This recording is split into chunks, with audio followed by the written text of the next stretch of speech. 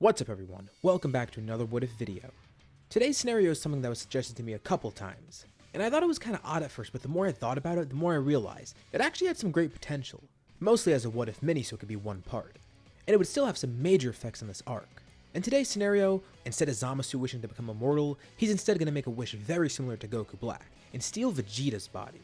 For this video, let's hit a like goal of 2,500 likes, and without further ado, let's get into it. So first off, how could this even happen? Future Zamasu is actually from Trunks' timeline. So how is he supposed to steal Vegeta's body? Because, well, he's dead. He has been for a while. And this is one of the problems I saw when I actually saw the what if suggestion. But when you think about it, there's two simple explanations for it. One, Zamasu has a time ring. He could always go to another timeline and get Vegeta there. Possibly even the one that Goku Black got Goku from. But even easier, the Super Dragon Balls.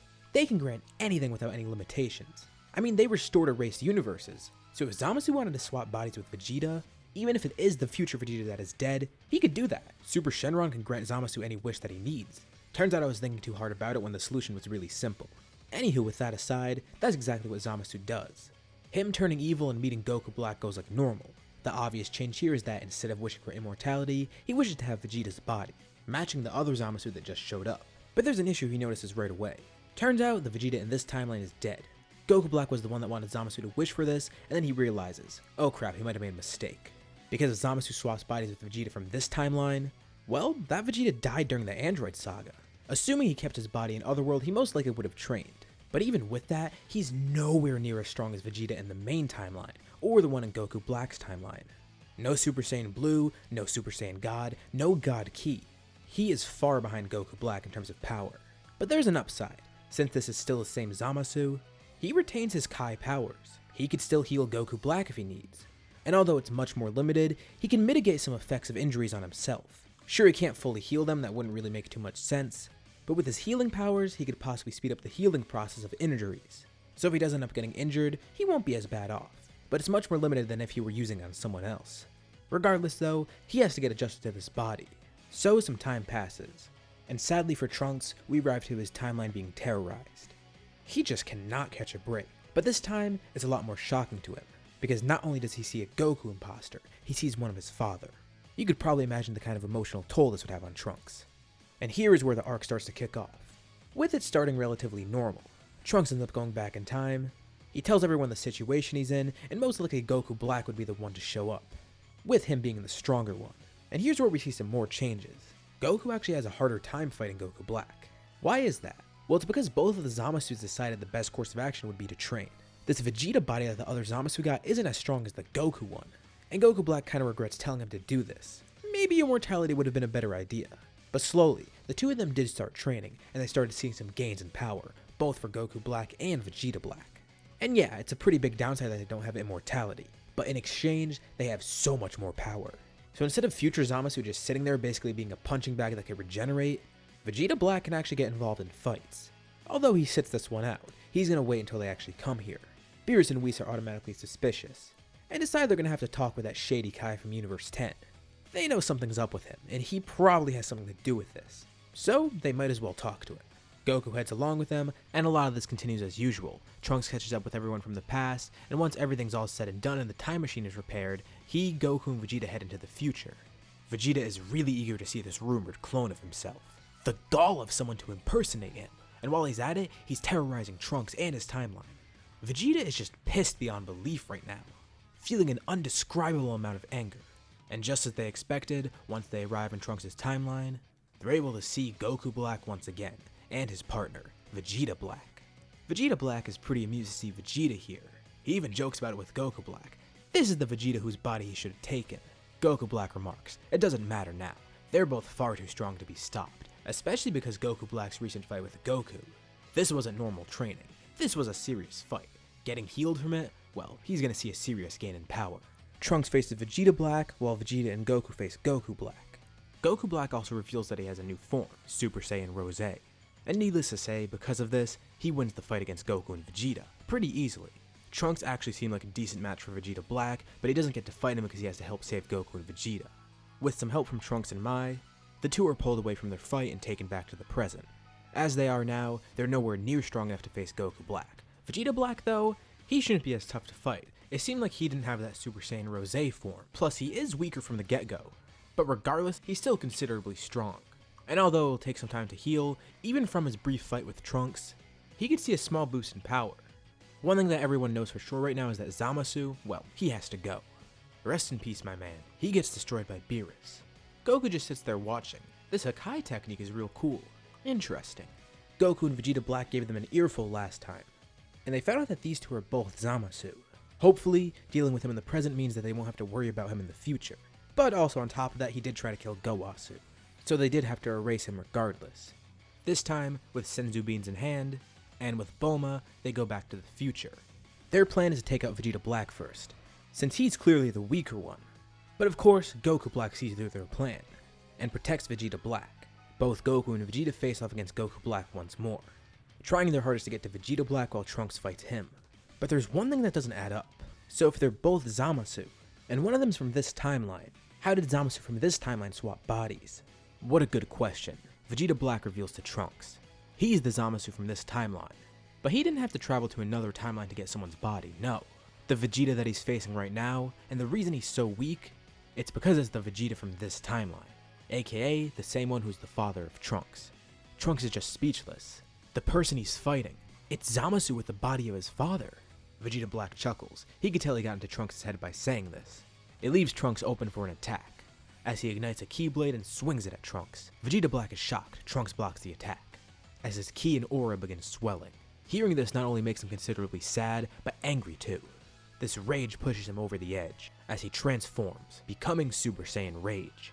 He's completely overpowering Vegeta Black, and Goku Black takes note of this. He teleports away from his fight with Goku and Vegeta, in an effort to protect Vegeta Black, who's badly injured. But even so, Trunks is matching up to his power, even in Super Saiyan Rose. Goku and Vegeta even try to join the fight. Unsure what to do now, Trunks tells them to get out of there. They're both beaten up, and at this rate they'll waste the Senzu Beans.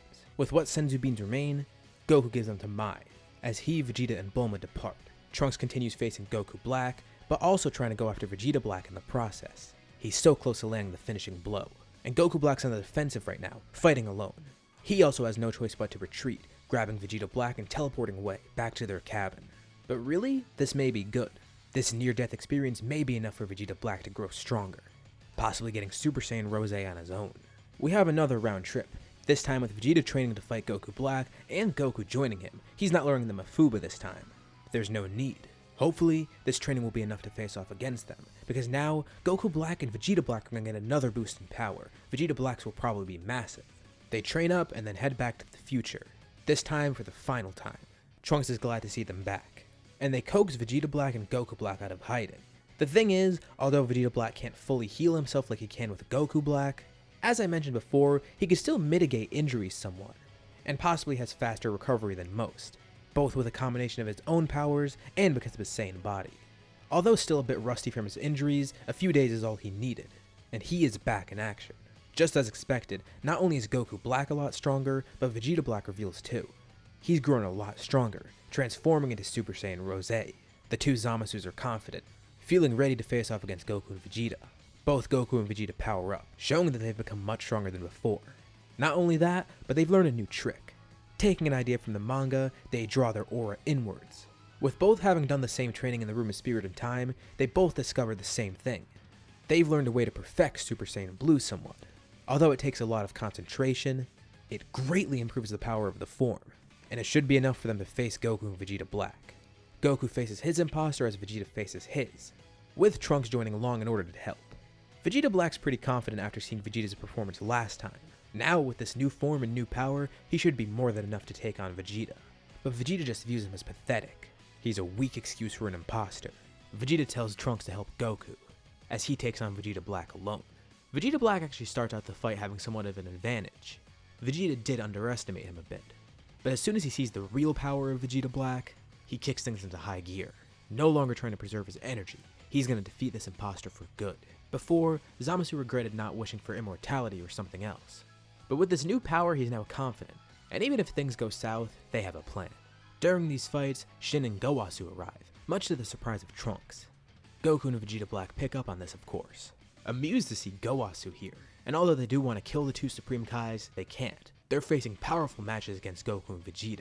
and Vegeta's gaining a huge advantage on Vegeta Black. He doesn't know how this is possible. Vegeta wasn't this strong before. What happened to him that made him so strong? Same with Goku. A bit concerned, Vegeta Black mentally communicates with Goku Black. He's gonna do what they planned. Goku Black says now's not the time, but he doesn't care.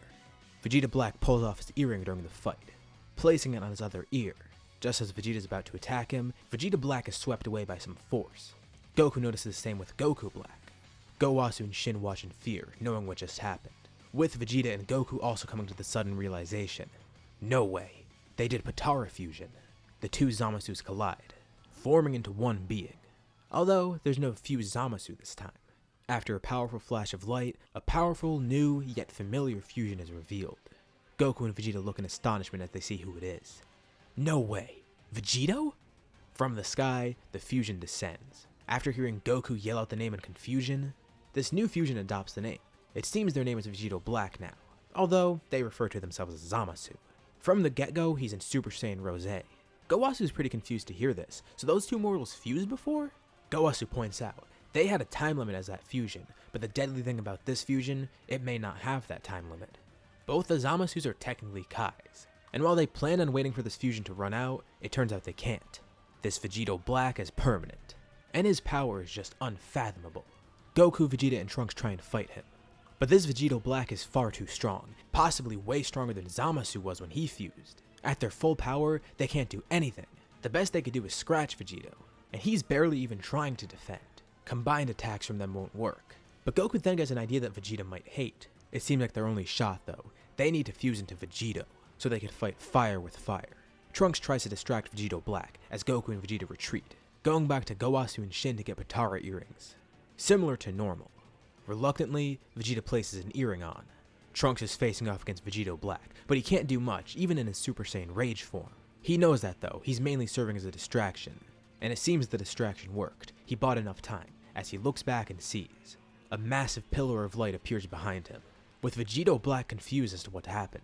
As he looks down, it's like looking into a mirror, seeing below him, Vegito. And Vegito is not amused. Someone stole his identity. There's only room for one Vegito here. Now knowing from Gowasu that they have a time limit, especially with how much power they use, Vegito powers up into perfected Super Saiyan Blue, facing off against his clone. Once again, the tides have turned and he has the advantage, being able to absolutely pummel Vegito Black, flinging him around through the city, dealing some crazy damage. Vegito Black's had enough, and charges a massive attack, a black final Kamehameha. In response, Vegito does the same, both of them launching in unison. Vegito Black desperately tries to push the attack back, but Vegito's attack is just too strong. It nullifies Vegito Black's attack, leaving him on the ground injured. This is it. Vegito goes in for the finishing blow, but suddenly defuses. Vegito Black smirks. Vegito Black is angered but relieved that they defused, although his injuries are going to be cause for issues. Seeing the two mortals now looking helpless, he just feels more rage. Once again, they try to defy a god and failed, wasting the godly Potara earrings. Vegito Black can't take it anymore. He's stuck like this permanently and can't heal himself. These mortals are like cockroaches, they'll just keep on coming back. He has to finish them for good. He ascends up into the sky, preparing a massive ball of energy aimed at Earth. He'll launch this attack and then teleport away, moving on to destroy the rest of the universe. It was fun messing with Earth and the mortals here like Trunks, but playtime's over. They need to finish the job.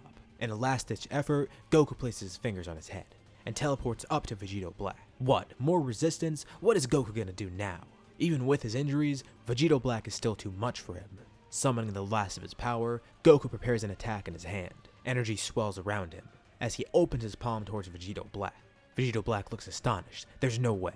Goku shouts out Hakai, throwing all of his energy at Vegito Black in an effort to erase him.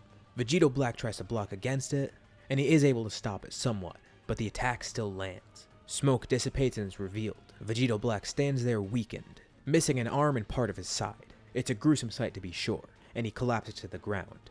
Goku didn't succeed in erasing him, but these injuries were just enough. Vegito Black is defeated, succumbing to his injuries. Gowasu looks in shame. These two Zamasus, how could they have done this? He feels great sorrow and guilt, both for these Zamasus and the one in his timeline. But what's important is that this timeline is now saved, no longer terrorized by the imposters. Vegeta and Goku are both glad, especially Vegeta watching his imposter fail. The arc actually ends peacefully this time. Trunks' timeline doesn't get erased. And here, we can end off. So this scenario created for an interesting side story. Overall, the reason I made this a what if mini is because it doesn't change too much. The events that happen here won't really affect the arcs later on.